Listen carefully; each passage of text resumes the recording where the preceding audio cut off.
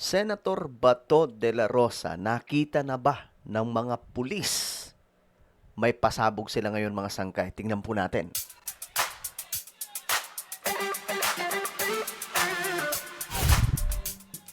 Alright, so ayun na nga po mga sangkay. Tingnan po natin ang balitang ito. Kasi nga po, may malaking impormasyon tungkol dito kay Senator Bato. No? At may mga lokasyon na natukoy yung mga pulis, mga sangkay ngayon. Pero, ito ang matindi. May inamin sila tungkol dito sa paghuli nila kay Senator Bato de la Rosa. Pag-usapan po natin yan. Anyway, bago tayo magpatuloy sa mga hindi pa po dyan nakakapag-subscribe sa ating YouTube channel, makikita nyo po yung subscribe button sa baba ng video na to. I-click nyo lamang po yung subscribe, i-click ang bell, at i-click nyo po yung all. Sa mga nanonood po sa Facebook, i-follow nyo po yung ating Facebook page.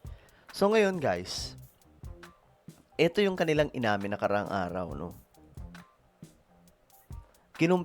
Kinumpirma nila ng CIDJ ang kinaroroonan ni Senator Bato de la Rosa. So, tingnan natin.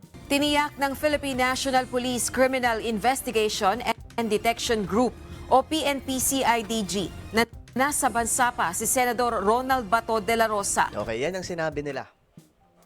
Nakaraan. Nasa bansa pa raw. Nandito pa sa Pilipinas.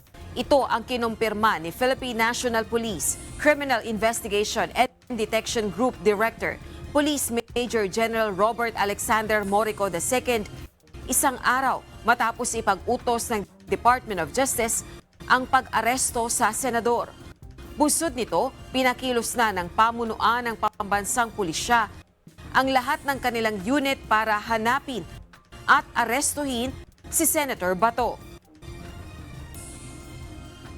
Just like atong Senator Bato is still inside the country, and we will be enforce that warrant of arrest.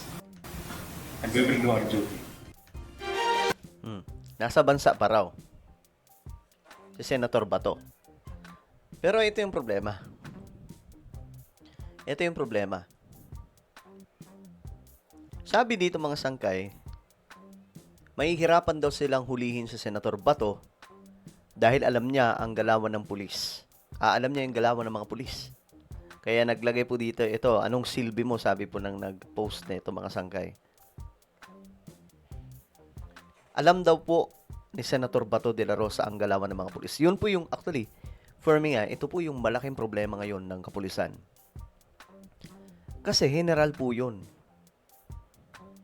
Hindi po basta-basta yan.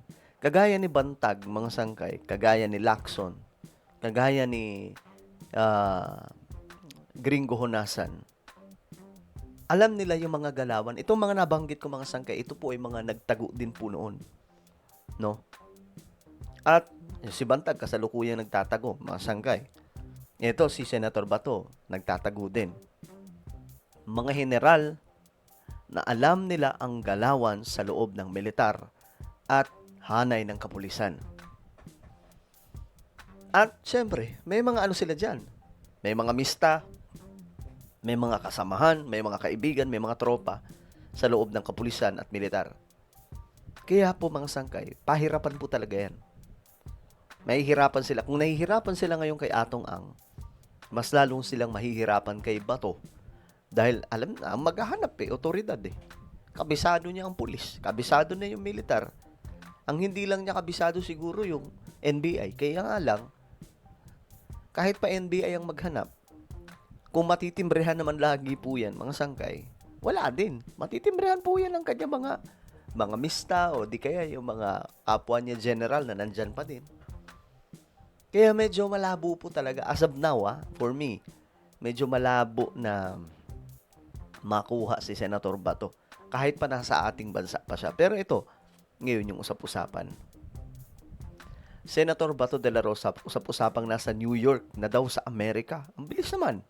Pinag-aaralan na ng Firearms License Revocation and Restoration Board ang pagkakansela sa lisensya ng mga armas ni Senador Ronald Bato de la Rosa ayon sa Philippine National Police. Ayon naman sa Bureau of Immigration, wala silang record na nakalabas ng bansa ang senador. Sa gitna ng usap-usapang nasa New York sa Amerika, ang ang senador. Tingin ko andito pa din. Kung mayroon man pagtataguan si Senator Bato, Mindanao. Napakalawak ng Mindanao. Kaya medyo mahihirapan. Hindi lang medyo, kundi talagang sobrang hirap hanapin yan. Kabisado niya ang Mindanao. Paano nila hahanapin yun? Pambira. May unang balita si Dano Tingkungkong. Ito nga, mga sangkaya. Unahin nilang hanapin.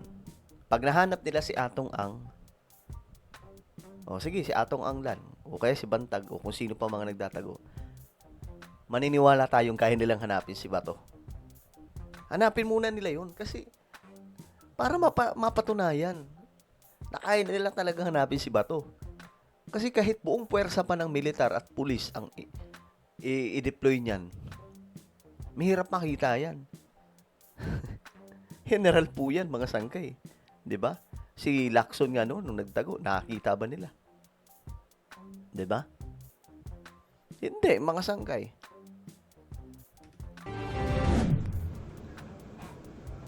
Naglaho ng parambula si Senator Bato de la Rosa mula ng lisanin ng Senate building noong May 14, ilang oras matapos magkaputukan sa Senado. Sabi ni Senador Robin Padilla, bumaba si de la Rosa sa Makati at doon sinundo siya ng kanyang sasakyan. May nagva-viral na post ngayon ng grupong nagpapakilala mga taga-suporta ni Vice President Sara Duterte sa New York at nagsasabing naroon umano si de la Rosa. Pero ayon sa Bureau of Immigration, wala silang namomonitor na nakalabas ng bansa si de la Rosa. Paano kaya kung nandun na talaga si Bato, no? Pambihira. Wala na, mga pulpul sila. Nalusutan sila ng ganun-ganun na lang. Patuloy na nakaalerto ang mga tauhan ng BI ngayong nasa Immigration Lookout Bulletin Order ang senador. Doon sa ating mga international ports of entry and exit, wala po tayong recently recorded na biyahe po. Yung actual na nakita nyo siya halimbawa sa isang airport, kailangan nyo siyang i-hold doon? We have to seek the confirmation with the relevant government agencies. Sabi ng isa pang abogado ni De La Rosa na si Atty. Israelito Torion, wala na siyang contact kay De La Rosa. After that, no contact anymore. But I am in constant contact with the members of the family. Always. Almost, almost every hour, nag-communicate kami. Itinuturing ng NBI na armed and dangerous si De La Rosa, bagay na inalmahan ng kanyang abogado. Itinanggihan ng isa pa niyang abogadong si Atty. Jimmy Bondo. Ang NBI anya ang gumagamit ng armadong mga tauhan para ipatupad ang arrest warrant na hindi pa napoproseso ng isang local court. Giit pa ng abogado ni De La Rosa, hindi pa dapat ipatupad ang arrest warrant kahit ibinasura ng Korte Suprema ang hiling nilang temporary restraining order laban dito. Ito ang unang balita, Dan. Well, mga sangkay, kayo ba? Naniniwala kayo mahanap nila si Bato? Kasi ako, opinion ko to.